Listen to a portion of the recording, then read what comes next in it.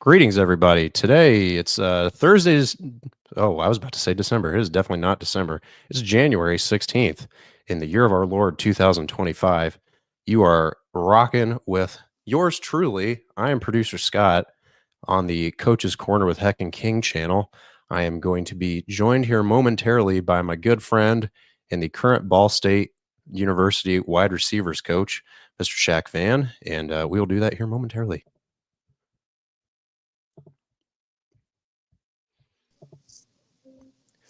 Shaquille, what's up? What's up?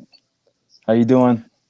Oh, it's another great day down here in Texas. It's about Uh, 70 degrees. Bought a new car today. That was fun. New car. Okay. The snow's all Yeah. gone. Yeah, the snow's all gone. It was Okay. it lasted a lot longer than I thought it would. It snowed a lot. What And kind it of car was you go? What kind of car you go with? it was a Honda Pilot. On the Pilot. Okay. It's for the wife. Gotcha. It's for the wife and the baby that will be here in March. So March that was March 18th. 10th now. Gotcha. Shoot for the Sorry. 18th.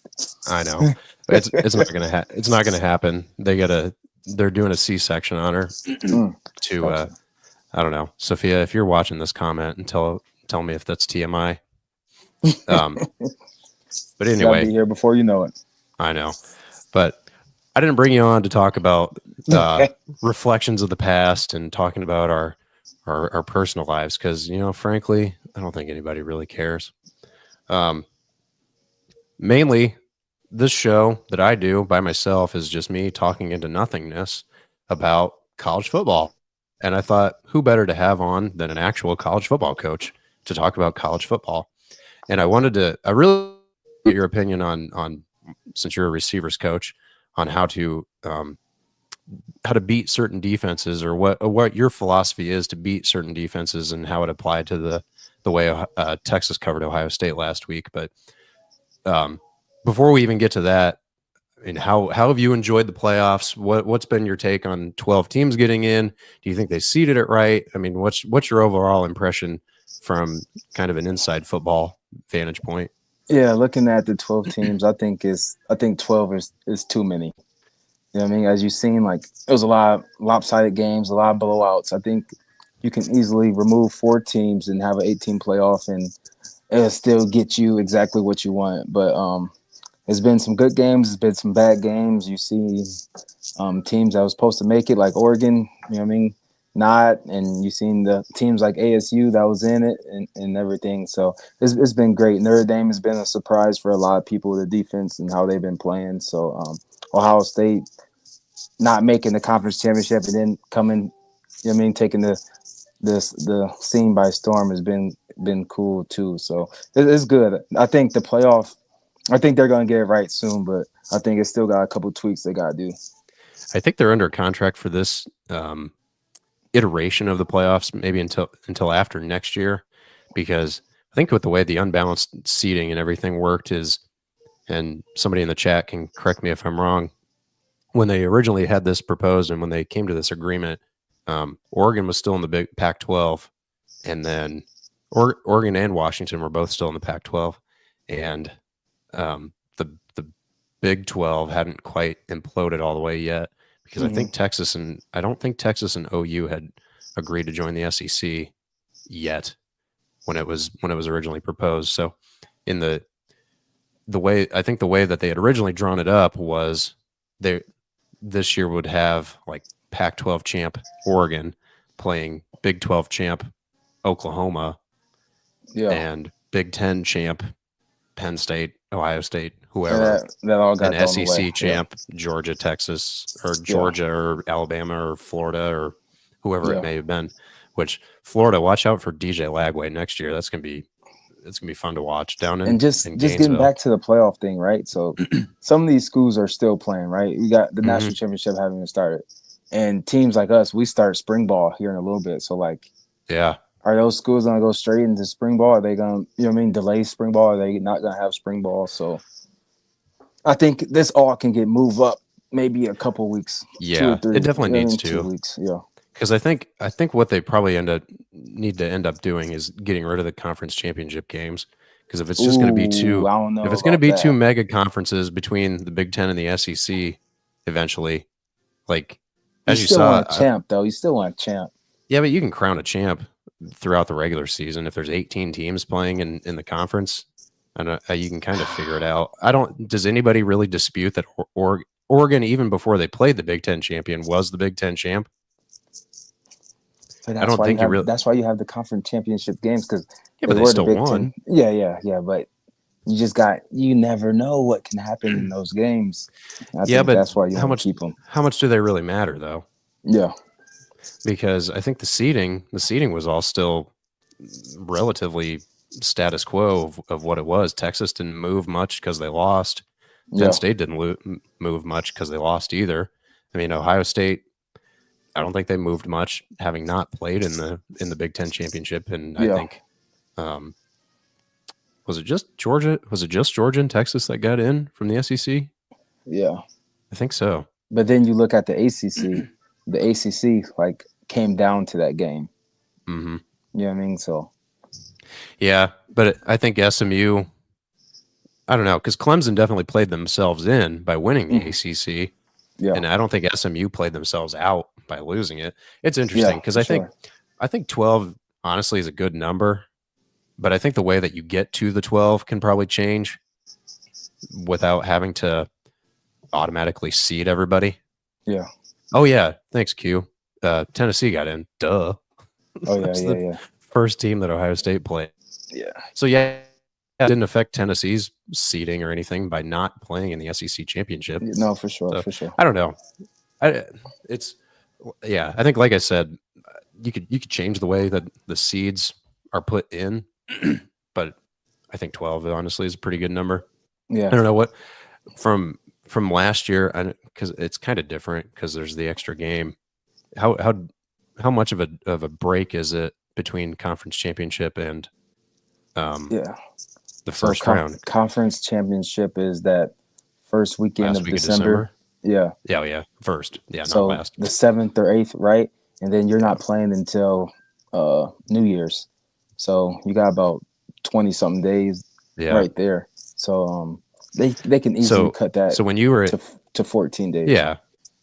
12 days. When you were at UW last year, how did you guys keep your guys fresh and still loose? Because like obviously you can be fresh. You haven't played in a while. You can get all your scratches and bruises kind of healed up and ready to go. But how do you keep guys kind of in a rhythm with that much of a time off? Yeah, it's almost like you want to just let them free. So I know us, like it was maybe a couple of days before Christmas, we sent our guys home for about 4 or 5 days. So we flew everybody home, go home, relax. And then it was maybe like the 21st, we brought them back. We got some good practices in and then took it from there. But you're not doing as usual, right? Once you come back. Yeah, you're not doing a whole lot those first 2 weeks anyways. You're trying, recover, get the guys healthy that you can. So that first 2 weeks, you're not really doing nothing. Maybe some light practices, but it's no way you're banging. Even, before the conference championship game, you're not banging. You're cutting back on practice. So you're not doing too much. Yeah, yep. Just install days. You're still getting some work, but just not the banging. Yeah. Yeah. Because I think that's been a thing that a lot of people have tried to pick up on here since the playoffs started, since the teams that all got byes all lost. Now, granted, I think all 4 of the teams that had byes were also underdogs, so they were technically supposed to lose. Yeah. However, Oregon, I don't think Oregon, if you were to ask Dan Lanning, ever felt like they were supposed to lose as the undefeated number 1 team in the country. But I think a lot of people had been talking about, it's something that's been talked about in the NFL playoffs for as long as it's been going on, is rest versus rust. You guys came out last year and beat Texas and got to the national championship. I didn't really remember too much off the top of my head. How did you think that you guys were, pretty well ready to go by the time kickoff came versus Texas, or were there moments where you're like, maybe we are a little rusty? I think you always gonna have those moments where you're like, we're a little rusty, but you gotta think Yeah. like we're off So are they. 24 days. Like, yeah, Yeah. you got plenty because it wasn't this setup is totally different. So we was off. Both teams were off. 20 something days. So Yeah. were a little rusty, well rested, whatever you want to say. So I think last year is more even, if you want to say. Yeah, because I think like teams like I almost feel like a team like Texas or a team like Penn State that lost in the conference championship game, and so they had to turn around and play in the first round. They only got those 2 weeks off, so it's basically like one extra week off. So it's basically just like a bye week during the regular season, and then bang bang boom, here we go. Yeah, yeah, and you're coming off a loss too. Like teams that's coming off a loss are That'll dangerous, motivate you. right? So yeah, that Yeah, motivates you a little bit too. So bad taste in your mouth, want to get it out of yeah, there, and especially when you're Penn State and you get a home game against. I mean, be fair to SMU, they made the playoffs. They had a good year, but they were a little overmatched. I seen something. Did you see the post about moving the Army Navy game? Yeah, was that Joel Klatt? I think that had proposed that. Or Feinbaum, Paul, Maybe maybe. It Paul was one of those Feinbaum. guys. Yeah, it was one of Um, those guys. But that wouldn't be bad either. Moving that game, and then now you get an extra weekend to scoot up the playoffs. So I think that'd be beneficial to yeah, and I teams. mean teams Yeah. are already doing the kind of the week 0 thing, Yep. where they're Yeah. like, was it Notre Dame this year that went to Ireland, or was it last year? I can't remember. But one Barely of the remember my own schedule. right. Um, no, Florida State played Georgia Tech in Ireland this year That in sounds week about right. 0 Sounds about right. before, and then because everybody was all in a tizzy about Florida State. I mean, like, oh my gosh, they just lost to Georgia Tech. What's going Yeah. on? And they went 2-10. Like, oops. I expect them Maybe to be that. back. They'll be back this year. Yeah, they're too good of a program to. Yeah, to stay down like that. Is your brother watching right now? Can Chris Vann, if you're watching, how's the U look next year? I'm not sure if they're watching or not. Chris and Woody. Can you still got me? Yeah, I can hear you.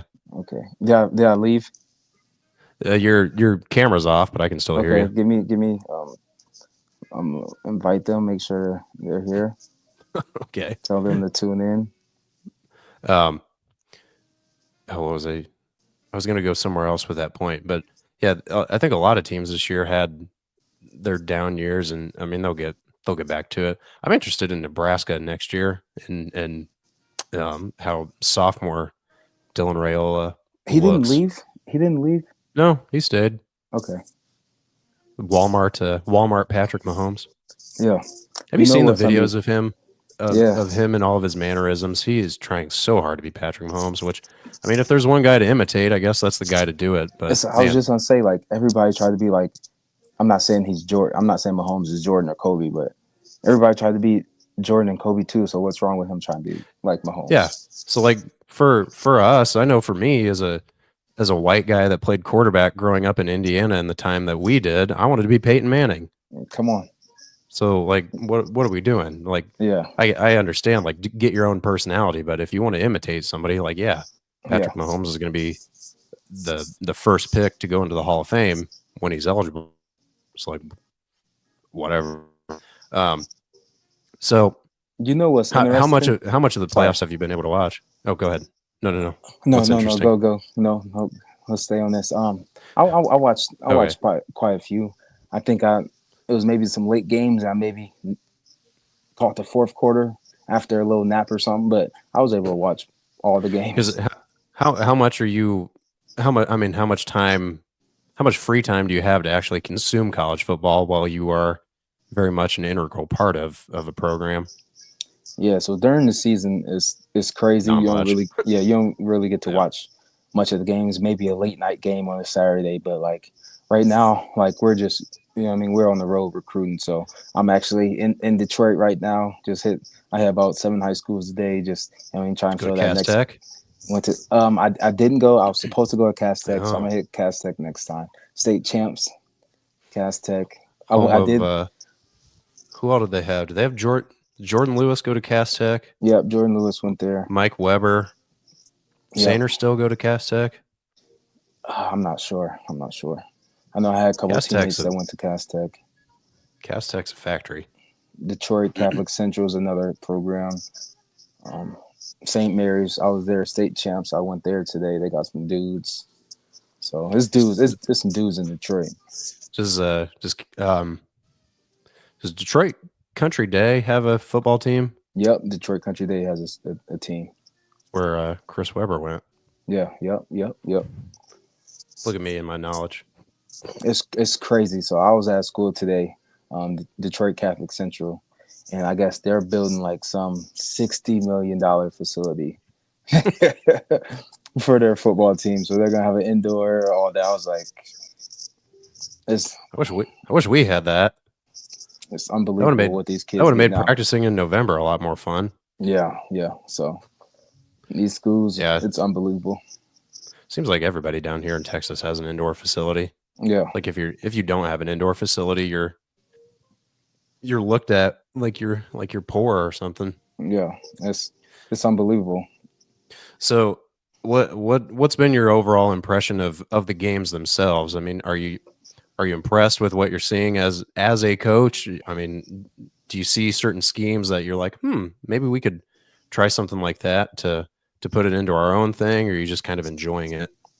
For the most part, like really in college football, like everybody run the same stuff. You know what I mean? Like if you're a pass heavy team, all the pass, you know what I mean? Heavy teams are running the same stuff. You're a run heavy team, all the run heavy teams. You know what I mean? So like the systems like across college football, everybody's running the best stuff. It's just who's doing it the best, who's being coached the best. But one team I have been surprised about are the Irish, man. They just keep shocking everybody. It's They're like very opportunistic. yeah, like who was their first game? Was it Georgia? Their first game was Indiana. Indiana. Yep.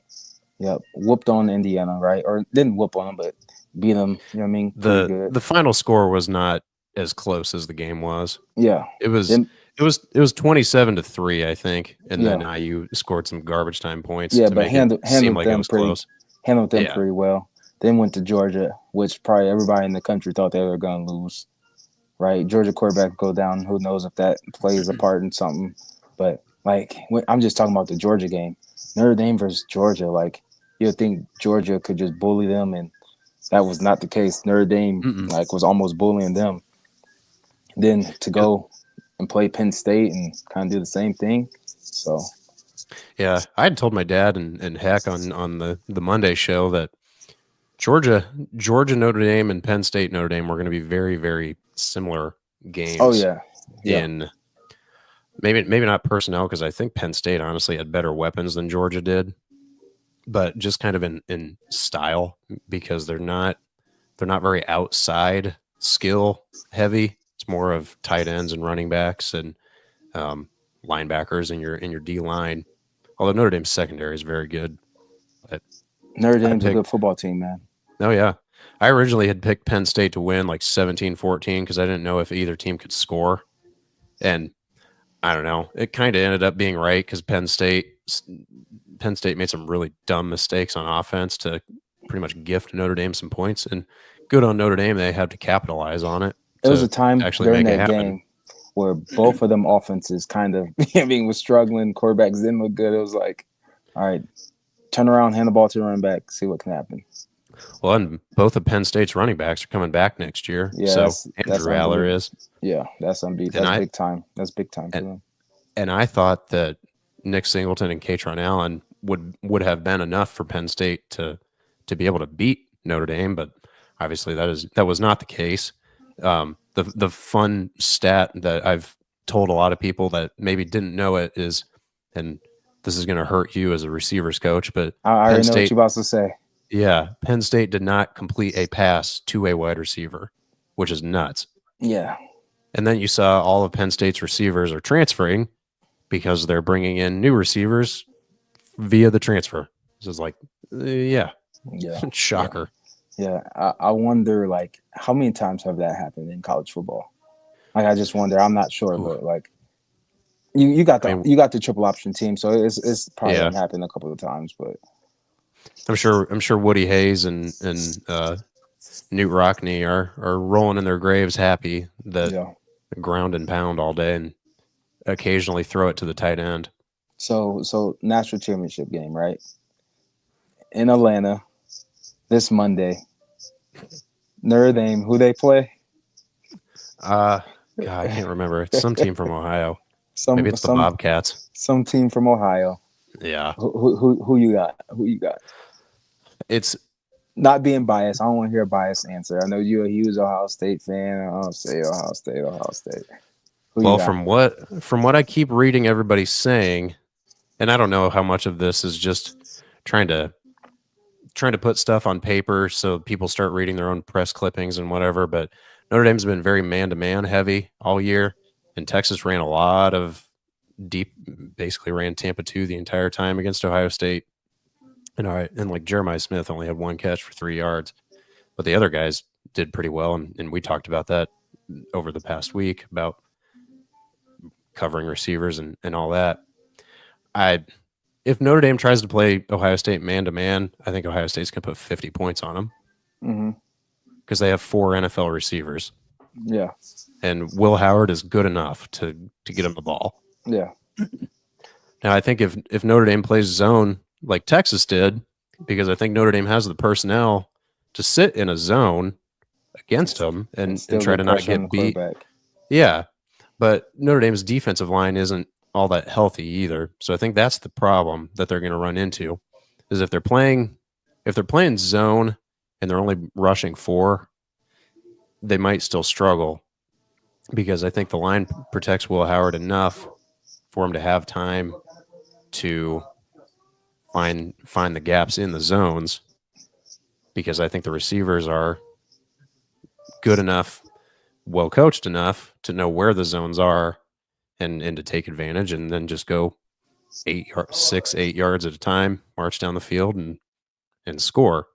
But I think that again, that's all dependent on what kind of defense they line up in, because I know the one corner from Notre Dame is really good, and Xavier Watts playing safety is really good, but that's only 2 people. And Ohio State's got really good receivers, and the running backs can catch it out of the backfield too. Yeah, So whatever they do on I defense, I feel worry. like the guys keep switching up, right? You just can't sit in anything, whether it's Yeah. zone, whether it's man. You can't sit in anything all day, or you're gonna get ate up, right? So I think Yeah. they do have to play some man at times, right? Play some man, blitz the quarterback, see if they can get pressure early. You know what I mean? Get that quarterback rattled. But then at times, man, you're gonna have to pick your poison, zone it up. But yeah, those DBs gonna have to come to play.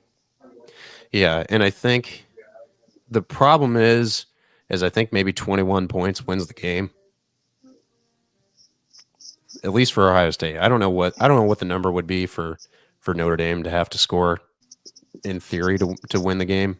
Yeah, And I don't know if I trust Notre Dame's offense to really do much, because I think Texas's offense overall, top to bottom, is better than Notre Dame's, and they scored 14 points against Ohio State. Now, granted, they were on the march, about to score again for it to be 21-21, but Jack Sawyer made the play of the decade and ran the other way and scored, and then Ohio State covers. So I that was kind of my question for you as an offensive guy. When you've got a team that's sitting back, kind of in the deep cover 2 or even almost a cover 4 at times, like what are you guys thinking as an offense to say, okay, we've got this all otherworldly receiver that's having issues just breaking open because the guy that's covering him has butt to sideline, and then there's a safety right over the top of him. It's like, what is your philosophy? Just you personally, don't give away any Ball State secrets. yeah, But like, how are you working to get that guy open to get him into yeah. a rhythm? Yeah, just want to talk about like the zone thing. So if a team is sitting back in zone, right, just like only bring them 4, like you gotta be able to run the football, right? Whether it's quarterback run, running with the running back, or like quick screens maybe, but like just maybe finding a way to just get the offense explosive and get going, and then maybe you get them to go one high and start bringing that safety down, and then you get to take your shots. But yeah, you gotta get them out that too high with running the ball, or like just some quick perimeter plays. Because I think that was the thing that and granted, I was at the game, so I didn't really watch. I didn't get to see much of the replays. If I saw something, I couldn't rewind it because we got to move on. It's real life now. Um, I thought they could have done a better job of getting Jeremiah Smith in motion and trying to get Texas to tip their hand on what coverage they were really in before the snap, so Will Howard can have a better idea of, okay, if we get this look, if we motion them across their end zone, okay, I know maybe my read is to the other side away from him, because if we're just going to do a quick out and back motion just to have them tip their hand on man or zone, then we have whatever option we have on the backside. Or one thing is, we're not sitting in those Ohio State coaches' room while they're game planning, right? So maybe I'm not saying their game plan was to give that kid one catch for 3 yards, right? I'm not saying that, but maybe they went into this game like, all right, dog, you're gonna be a decoy this game, and all right, everybody else, y'all gonna have to step up and make a play, right? So it's easy to say, oh man, they should this, they should did that, but we're not in those meeting rooms with those coaches, and who know what they had drawn up. So, and you know what? When you got 3 other receivers that are going to be probably first round NFL draft picks, you can probably say, hey, sit this one out, buddy. You got guess what? You got 2 more years to be the first pick. So yep, they're not gonna let you beat them. So we're gonna have our other guys that are gonna play on Sunday beat them. Yeah. So it was like that picture I sent you. I don't know if I sent it to you or my dad. Maybe I've seen it. Well, not the one of Texas. It was a picture of Calvin Johnson with the Lions, and it was photoshopped, and it was 3 dudes, basically like Siamese twins, covering him on the outside. And I was like, ah, yes, this is Texas's strategy to cover Jeremiah Smith. If you let one guy, if he's doing it to one guy and you let them beat you, that's your fault. You ain't dumb, right? So yeah. I mean, he did it to Oregon. He had 180 yards in the first half. Yeah, it was unbelievable. Yeah, I mean, Oregon found out. So I don't know if you are put yourself in the defensive coordinator's shoes at Notre Dame. Are you going into the meetings this week saying, all right, this dude is unbelievable. We're not going to let him beat us. Let's try to make these other 3 guys beat us. But you got to realize all the other guys are really they're good. 4 and 5 star athletes too. Yeah. So it's not like I think you go into it and you just play your game plan. You don't try to like, oh, we're going to like, right. You might put your best corner or best matchup on him, but you can't go into it's like, oh, he's not going to beat you. Because when you do that, he's going to beat you or somebody else going to beat you. So, man, go in the game, play your game plan. It's the last game of the season. You got here for a reason. Don't switch it up now, right? So, whatever you've been doing has been working. So, I'm not switching it up. Because it's one of those things, right, where you only have 10 days in between games. Maybe if you had 3 weeks and this was your first game. You got to realize 10 days is a lot. Yeah, true. Because you got to think, in the regular week, you got 5 days. Mm-hmm. So this is still double your game plan time, right? So yeah, this is still they're gonna have plenty. They'll have some new stuff, but this is plenty of time because this is double the time you have on a regular week. So if you're a mostly cover 1 man defense, is 10 days enough to say, all right, we got to switch it up because we can't guard these guys man to man? Well, like, you think that's enough time to completely install a new defensive system? Yeah, I think these defenses, like, they have everything in their system anyways. So it's not like they're just going to a whole new system. Like teams can do anything. They can play man, they can play quarters, right? They can play cover 3. Like, now if they wanted to do like a structurally something new, like a 3-3-5, or let's do the 3 high safeties, right? Maybe it's like, oh, in 10 days that might be a lot. But just going from being a man team to a zone quarters team or a zone cover 3 team, you could do that in a day. Yeah, because I haven't watched enough tape on Notre Dame to tape like I'm watching the All 22. I haven't watched enough of their games, like with a scouting eye, to know like what front alignment they're really doing. If they're normally a 4-3 or 3-4 or 5-2 or a 46 bear. Ooh, does anybody run the bear anymore? Yeah, teams run the bear. Here, your brother says, Notre Dame best way to cover Ohio State's receivers to get after the QB and pressure him. Yeah, Pressure him. that's true, Chris. That is Put very pressure on true. that boy. Yep. Although What did one dude say? Blitz, Bama blitz. yeah, Blitz, Bama blitz. yeah, because that'll be interesting to see too, because I don't know how Texas didn't get a whole lot of pressure on Will Howard in the game last I got week. a question I get for an answer. Chris or Wood, if y'all listening, give us some scores to the game Monday. If you got what's your prediction to the game? What's your score? Ooh, so growing up in Indiana, Oh, I wouldn't say I'm a Notre Dame fan, but you grew up in South Bend, right? So like, yeah, you want the hard to. Yeah, you want the hometown team to win. Mm. And I will say, just like in my small time of college football, Ohio State fans are pretty annoying. Right? Like Ohio State fans are pretty annoying. So can be. I want Notre Dame to get this one. I see it 24-17. Notre Dame. 24-17. Is that your heart or your head? I don't know. 24-17. Because I have my here. Chris says 35-28 Ohio State. Too much firepower. Yeah, they got some boys that can go. Yeah, and I how does Notre Dame score 28 points? Because we talk about Ohio State's offense and their playmakers and their obviously the skill position talent they have on the outside and at running back is obviously very good. Pardon me. But like Texas's offense had some dudes. Like Isaiah Bond's no slouch. Quinn Ewers is no slouch. Jadon Blue is no slouch. Kelvin Banks is going to be a top 10 pick in the draft.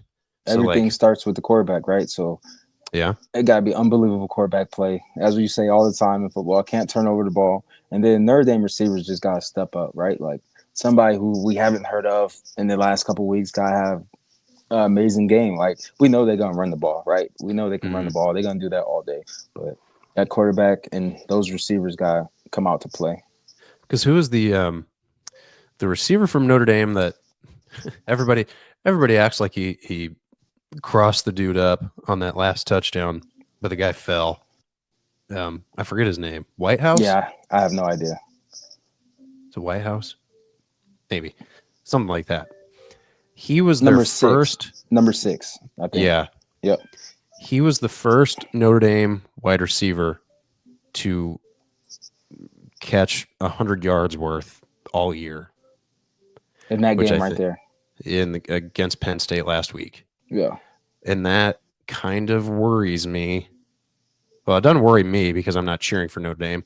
I think if you are cheering for Notre Dame, that should worry you because I think the one area in Ohio State's defense where it's as close as there is to a flaw, and it's the corners. But I don't know how afraid I am of Notre Dame's corners because, like, Oregon's receivers, Tez Johnson and Evan Stewart, they're very good, and Oregon did nothing in that game. So, question for you: you think Ohio State can stop the run? Yeah, because I don't think the pass scares you enough, so you can put six guys in the box. You can load the box and play man all day. And you're not scared of nobody. Yeah, because Lathan Ransom and Caleb Downs are the best secondary or the best safety pair in the country. All right, you brought his name up. I wasn't gonna bring his name up. Caleb Downs, right? Unbelievable player. Great house. Thank you, Q. Unbelievable player.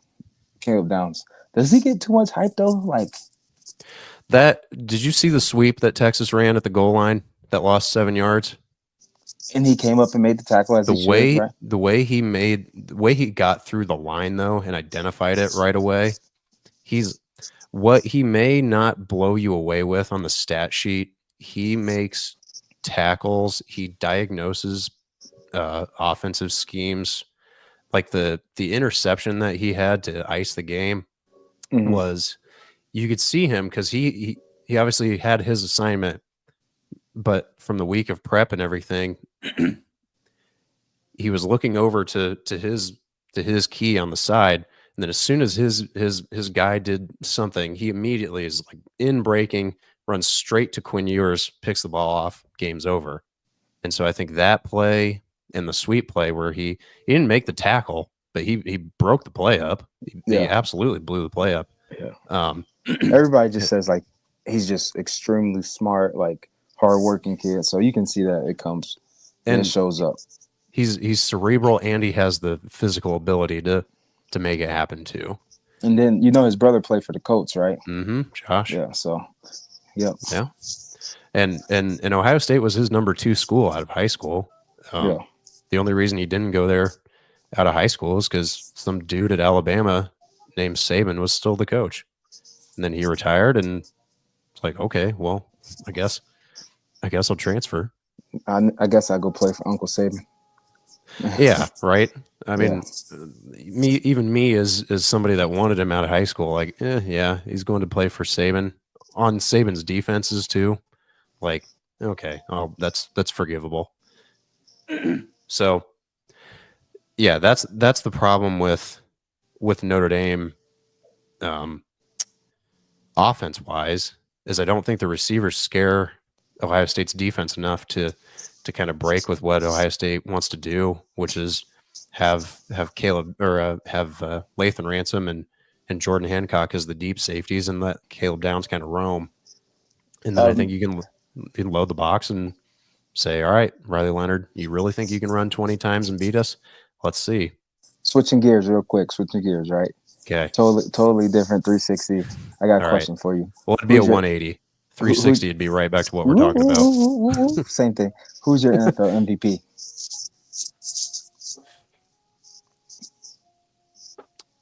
Are we taking it? 4, Are we 3. taking it to be literally most valuable? Who's your NFL MVP? However you want to go with that.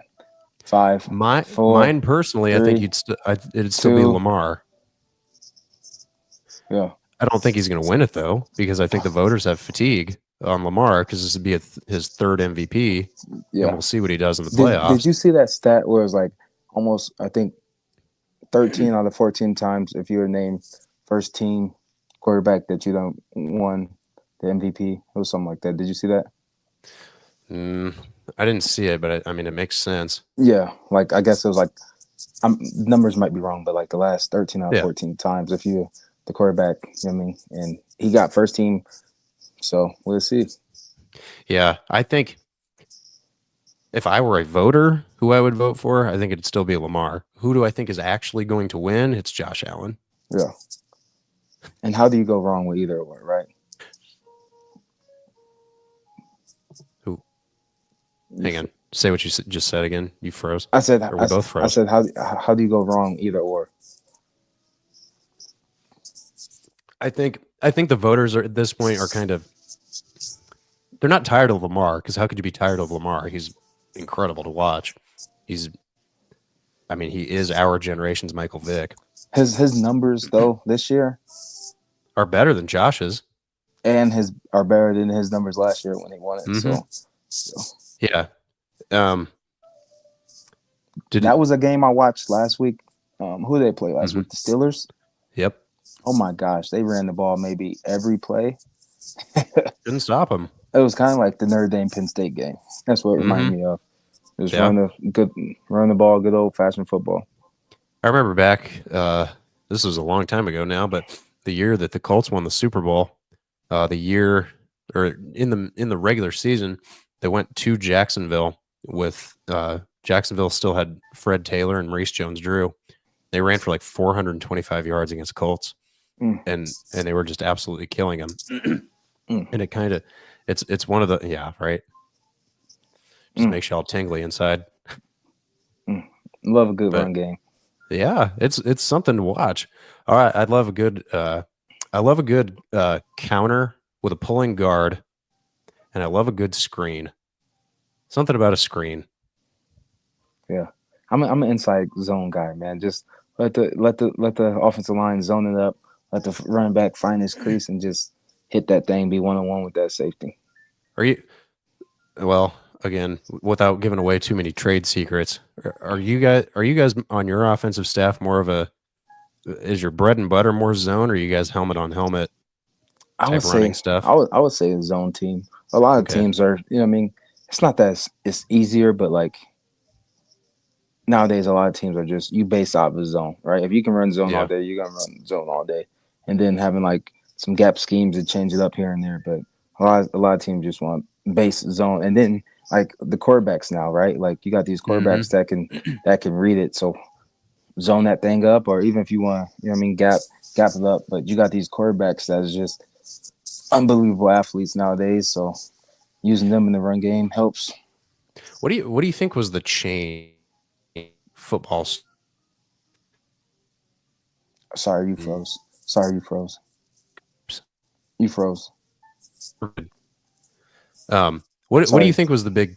No, you're good. What do you think was the big change in like football strategy between when we were younger and now? Because like for the longest time, I'd never heard of zone running schemes for the line to try to block, and then now all I hear about is, oh yeah, we like to run zone on our because it's less confusing on our offensive line because we can just kind of tell these guys, okay, this general area over here is your responsibility versus okay, here's your guy, but if he goes to a second level, we identify the Mike or the Will or the Sam, and then that's your guy, and then is it just less complexity, or do you think it's something else? I just think it's probably I don't know the answer. I'm just kind of throwing something out there, right? But it's just the evolution of the game, right? You think of Hmm. basketball, they didn't have a 3-point line. Guys was back there shooting, right? They're wide open, they're shooting, right? Okay, they Two made the three. points. Yeah, yeah. So like, why not make this? This I don't know. Hmm. I'm kind of Because rambling, but three is more than two. yeah, I'm kind of rambling, but it's like it probably just happened. Oh, coach, we messed up. A lot of these plays. Oh, we messed up. Oh, that's a good play. Let's keep that in, right? So, who really knows what's the answer for Yeah, that? But it is just right find a little. find something that's repeatable. Yeah, it's a little less confusing for the guys up front. You can get to it so many different ways, right? Swipe. You know what I mean? Having tight ends there. A lot of teams, Hmm. man, you see receivers like starting on one side and they're swiping going to the flat. So there's so many different ways you can have a zone scheme, but just you know what I mean, window dress it so many different ways. So I think that's Yeah. why a lot of teams are going to it. Are you big on your guys to make sure they block on the perimeter? Got to. We say Yeah. all the time, block. If you don't block, you ain't gonna get the rock. No block, What no rock. how were like Rome and Jalen blocking for your guys last year Yeah, Rome or was a 2 years dog. ago? Yeah, Rome. All of them actually. Like I can pull up clips right now. Like and like I think not just starting about them, but it starts from the top, right? Like when Hmm. you got Rome, who is your ninth pick, out there just dogging guys on the, you know what I mean, in the blocking game, throwing them to the sideline. Now, if I'm J Mac, I'm like, dang, I just seen Rome do it. I want to go do it too now. Like Yeah. that is fun. So I think it just starts from the top, and like when you're having a good season, like everything you do just becomes fun, right? Oh Like yeah. Absolutely. we can say, oh, right, go eat marshmallows. Oh my gosh, that's fun, right? So like whenever you're winning, everything becomes fun, and like Yeah. you putting up points. All right, I got 1,500 yards. Yeah, I can go block too. So, Yeah. nah, it was cool. It was cool. Because I remember on the in the Texas Ohio State game last Friday, um, they had Quinshon Judkins and Travion Henderson on the field at the same time, and Quinshon came out and lead blocked for him, and And he knock that dude laid a out. dude out. Yeah, Well, even as a we're not that old, right? But as old hearts, seeing a running back, an actual running back, not like a fullback whose job it is to block, but like a tailback who gets the ball a lot, go out there and absolutely lay the wood on a linebacker. Like, yes, they more of don't use that. those. They don't use those guys in at the same time a lot either. No, Yeah, I think that was the first time I'd ever seen them on the field together. yeah. You'll wonder why. Like I don't know. Like you got so many athletes over there. Like why not try both those guys out at the same time? I don't know Yeah, because it works. and I bet you it was probably to set up another look that they're probably going to run Monday Oh, absolutely. You've seen because that every same set, and it's a uh-huh. trick. It's gonna be a trick off of it. So, Notre It's Dame, like if you watching, be ready yeah, for the trick. watch for the orbit motion with Travion Henderson. It's gonna happen. Double pass back to the quarterback. I don't know. I don't know about that. It's. I think going into it. Do I think Notre Dame really needs to start running trick plays to try to win? No, I don't think either team needs to really run trick plays. Now, obviously, you have your stuff that's like deep down in the bag of not quite trickery, but A stuff little that little change up. Little change yeah, up. exactly. Yeah. Little curveball that you're throwing at a defense where it's like, oh, we got this look. Normally it goes to this guy, but now it's going to that guy. Oh, all right. Well, I guess we better be on the lookout for both of those now. Just Yeah. not exactly easy to do. I wanted to bring back to blocking again, and I always bring it back to Ohio State because I've watched every snap of every Ohio State football game since 2005. Every when you say every snap, truly every snap. Pretty much, even garbage time, because I want to see what those freshmen can I'm do. just saying, pretty much is not every snap. So when you say every snap, you gotta stand on that. If I mean, you I'm miss a not. snap, you can't say every snap. I mean, I'm sure I missed a snap here and there when I had to go to the bathroom or something, but I rewound it. But But what were you getting? the Sugar Bowl against Alabama 2014 in those playoffs on Ezekiel Elliott's long run, Evan Spencer had the greatest crackback block I've ever seen and ever will see. So if any of you don't watching, have to upload. You have to upload that clip tonight or something. You have to bring I it back know up for everybody. I will when I edit the video eventually after we're finished. I'll put it in there, or for the people watching, just open up another tab and look up. I mean, it's Ezekiel. It's 85 yards through the heart of the South run. Evan Spencer wide on the left side, so the top side from where the camera is. He cracked. I think it was Landon Collins. I mean, he put him on his butt and like made him want to quit. It was beautiful. Sometimes you just miss that in football, right? Just a good old crack back that's now illegal. Sometimes you just wish you had that. Well, the fact that I think college and the NFL have both made blindside blocks on kickoffs and punts and stuff illegal now. It's a 15-yard penalty. Like, what are we doing? Those are some of the best things we got. Yeah, they're just trying to save the game, make the game safer. What I don't understand though is, you know what guardian cap is? Like the little soft pad, like that you can play with that in the game now. You know, some NFL guys like a couple of the guys on the Colts would wear them. Yeah. And I remember seeing them on guys in training camp the last couple of years. But then this year, when they said that they would be legal to wear during the games, I'm like, okay.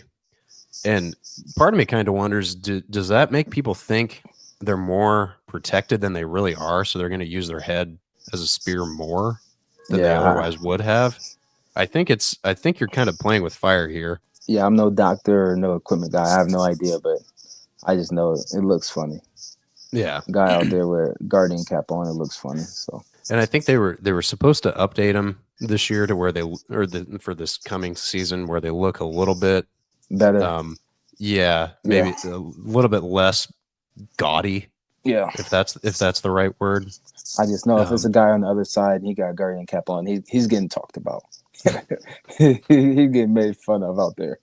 Yeah, I mean it's they're professionals, right? But we're still boys. It's like men who wear gloves in the weight room.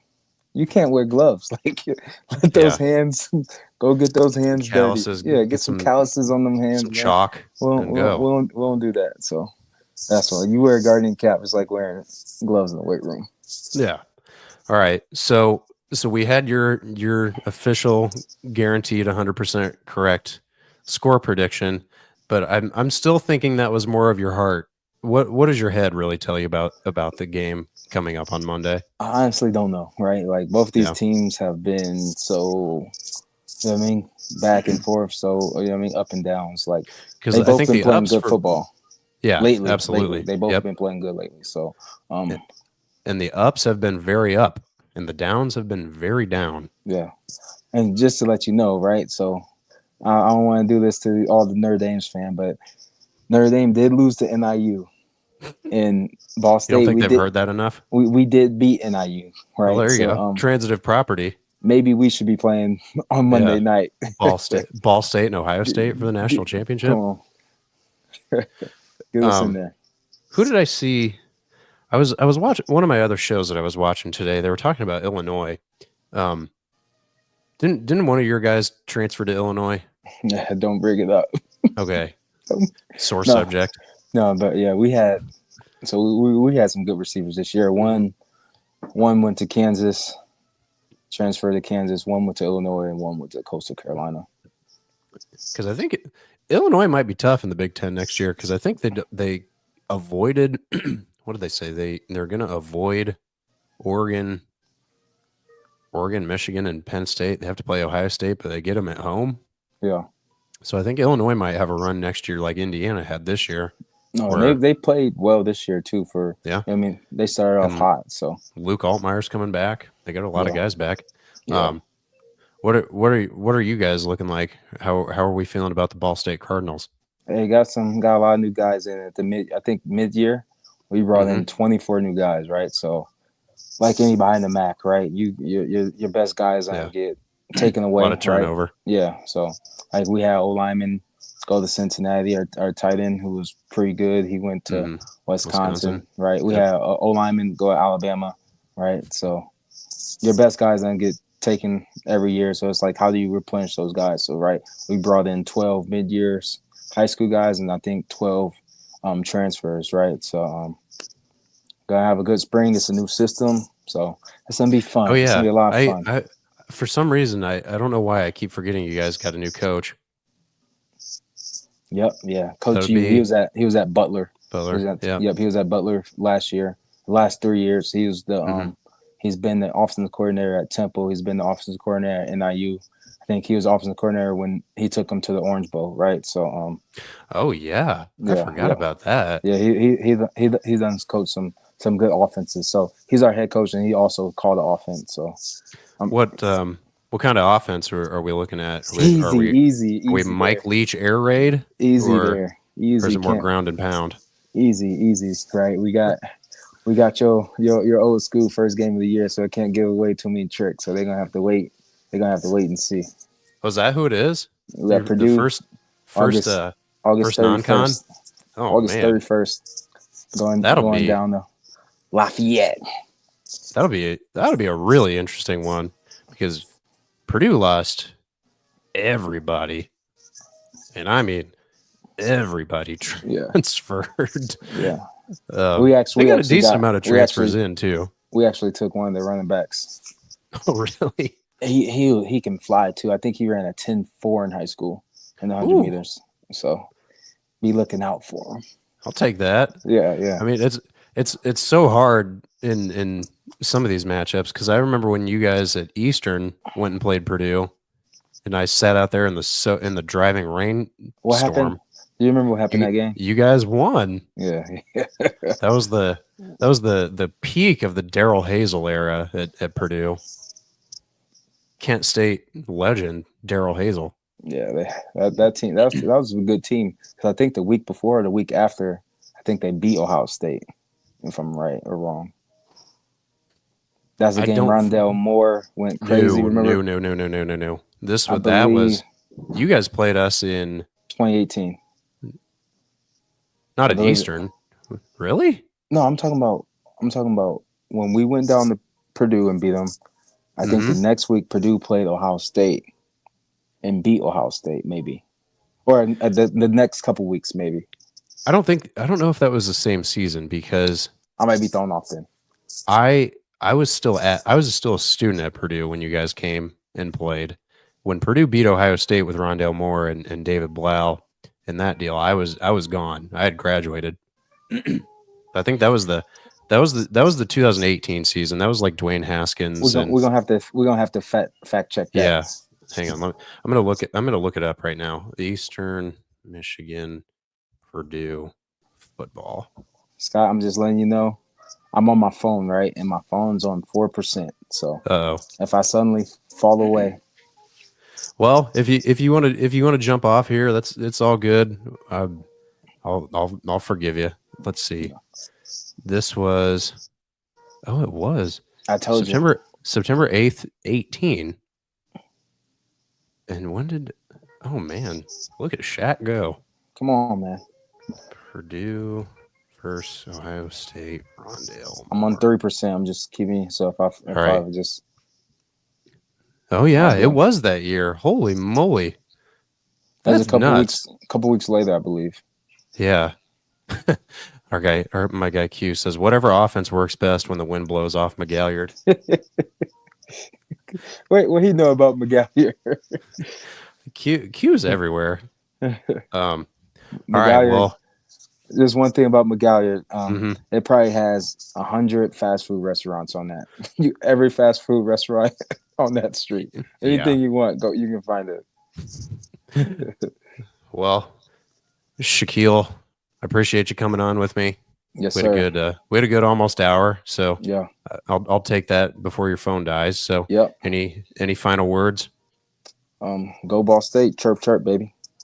Peckham, And, Peckham cards, Peckham. until next time. Until next time. All Thank right. you for having me on, brother.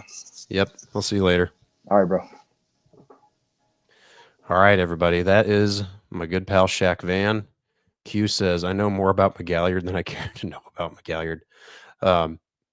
Yeah, so that's Shaq. Me and Shaq have been friends since fifth grade.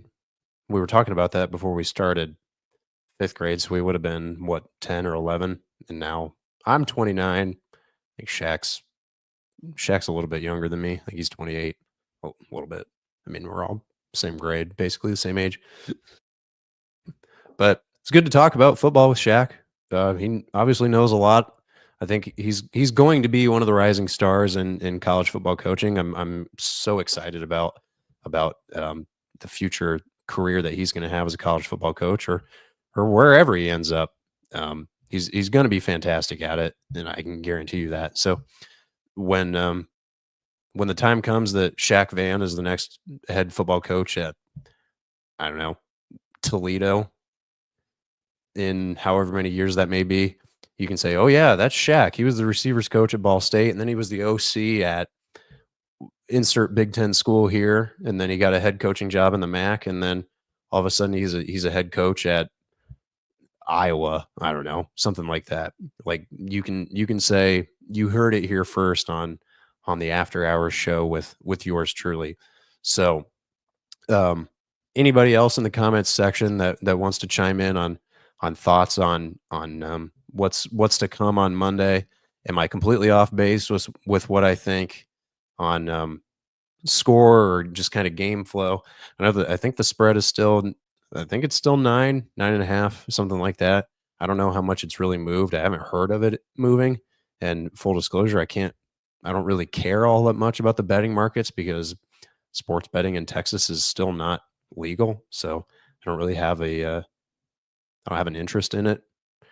And I kind of think sports betting is kind of ruining the sport because I saw a video last week of during Travion Henderson's long touchdown run on that screen. There's a guy in an Ohio State jersey that was visibly upset at the fact that that was happening because he bet the first half under and it was about to lose. So at a certain point, oh, thanks, Q. 8.5. Noted. I think at a certain point when it's kind of the same thing that I thought about fantasy football originally. At the point where you are cheering against the team that you love because you put money on something else to happen, you are no longer a fan. And I think that's really sad. But I don't know. Should I just quit? I think an hour is a good amount of time to go. Anybody got any score predictions that's currently watching? My wife texted me when we were talking about Lamar and Josh Allen and said divorce because she is in love with Josh Allen, which is okay. He's a good looking guy, even though he's engaged to a woman that's not my wife, but whatever. Um, I'm still trying to formulate an official score prediction. I may not actually have one until we come back on Monday for the normal show with my dad and Heck. Oh, why is somebody calling me? Oh my gosh. My mother is calling me. Oh yeah. We bought a new car and I was gonna FaceTime my mom and show her the new car. But she was still at work, and so I couldn't um, FaceTime her, so she called me back. But um, so yeah, just hit an hour. Anybody else got any score predictions? I know Chris said 35-28 Ohio State. Q said 34-20 Ohio State, which I think is more on the level of what I might be thinking on score prediction. Although I think Ohio State's defense is better than their offense, and their offense is really, really, really good. And I said it before the year started that I thought Ohio State's defense had a chance to be generational, and they gave up 32 points to Oregon in week 4 or whatever that was in October. And I was kind of rethinking my thought of calling them generational, but now that the dust has kind of settled and they've put more games on tape, I think they might be generational because they are phenomenal at all 3 levels. Let's see. Q, I think Notre Dame has speed. Ohio State has more speed. Sawyer versus backup left tackle. That's going to be interesting. Yeah, and I saw Anthony. So Anthony Knapp got hurt or injured, I guess it would be, since he's not going to be able to play. That's more of an injured thing. Anthony Knapp got injured. Tosh Baker filled in as the left tackle, but the left tackle that was going to start the year at left tackle played right guard for Notre Dame. But the thought is that he's going to move back to left tackle. So that'll be an interesting one because, yeah, Sawyer against a backup left tackle may be one thing, but if that guy was going to be the starter originally at the beginning of the year, like obviously he's still a backup because he hadn't played that position hardly at all during the season. So it will be interesting. Now I just think I've been saying it, I think, since the playoffs started, that at some point Notre Dame's injuries are going to catch up with them. They didn't against Georgia because Georgia didn't have any offensive playmakers. They didn't against Indiana because I don't think Indiana was really ever a threat to beat Notre Dame because Notre Dame's defense is just so much better than Indiana's offense because Indiana's offense is made up of Mac transfers and James Madison transfers. Now, they played great throughout the regular season, but as we've seen, the only 2 good teams they played, they got their butts beat. And it just so happens that those 2 teams that beat their butts are also playing the national championship. And I think the trap that I think a lot of IU people are falling into is saying, oh, well, these teams that beat us are playing for the national title. Yes, they're also the only 2 good teams you played. So I think 2 things can be true at once. IU had a really good season. They still didn't play anybody. And the teams that they did play kicked the butts. So I don't know. And then Notre Dame's injuries didn't come back to bite them against Penn State because Penn State made the catastrophic mistakes that you just can't make. Drew Aller cannot throw that ball late over the middle. And as a junior, you'd think he'd know that, but clearly he didn't. And Notre Dame adjusted because I think at the beginning of the game, when it was 10-0 Penn State, I thought the game was over. I thought Penn State was about to wipe the floor with them, and we were about to have an Ohio State-Penn State rematch for the national championship. And then Notre Dame proved me wrong again, and here they are now getting ready to play Ohio State on Monday, and the winner gets the trophy that everybody actually wants. These other trophies in the intermediate are great. Winning the Rose Bowl is great. Winning the Cotton Bowl is great. Winning the Orange Bowl is great. Winning the Sugar Bowl is fantastic. Doesn't matter unless you win on Monday. So I think my official score prediction, I'm going to go 35-14 because I just don't know if Notre Dame can score. And I think Ohio State is good enough on defense that their secondary can cover Notre Dame's receivers because, like Q said, Notre Dame has speed, but Ohio State has more. And Ohio State's front 7 is also very, very, very good. And Jack Sawyer and JT Tuimoloau made Kelvin Banks, who is going to be a top 10 pick in the NFL draft, kind of made him look silly on a couple instances. So I love Marcus Freeman. I have appreciated and enjoyed the run that Notre Dame has gone on this year. It's been fun to watch as a kid that grew up in South Bend, Indiana, and went to high school like 5 minutes from campus. But I think this is the moment where it finally catches up to Notre Dame with all the injuries, because I just think Ohio State's offense is better than any offense Notre Dame is going to see by a lot, and they're healthy. Aside from a first-round pick at left tackle and the Remington Award-winning center having season-ending injuries, they're pretty healthy, and the patchwork offensive line has played really well against some really good defensive fronts. And I don't think Notre Dame's defensive front scares you all that much because they're all injured. And it's unfortunate for Notre Dame. I think if they wanted to have the excuse of having injuries and saying, well, we weren't at full strength, maybe if we were at full strength, we probably would have won. It's valid. Absolutely, it's valid. But I think I'm gonna go. Actually, I'm gonna go 30-14, maybe 31, something like that. I think Notre Dame only scores 2 touchdowns. They might get a field goal in there to get 17 up, but I don't know how they. Excuse me. I don't know how they score more than 2 touchdowns unless Will Howard throws a pick 6, but that's not an offensive touchdown. It's kind of like the thing against Michigan for Ohio State.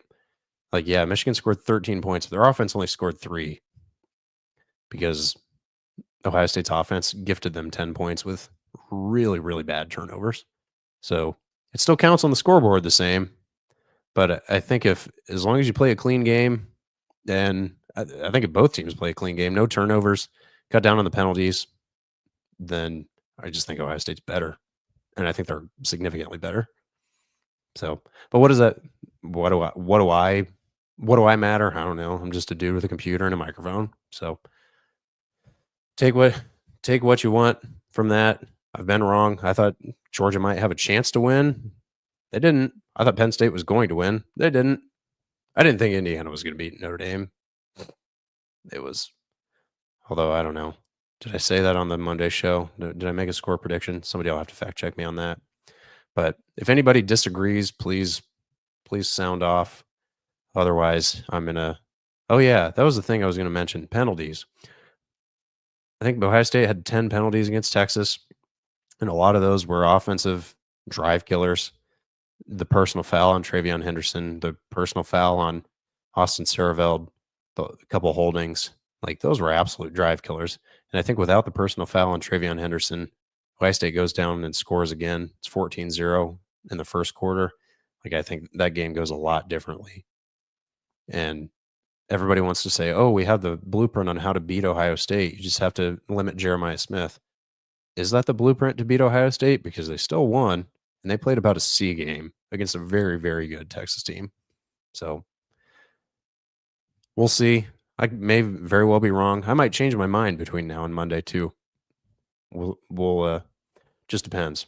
But unless anybody else has any thing to say or wants me to hit on in the comments, I'm gonna sign off of here.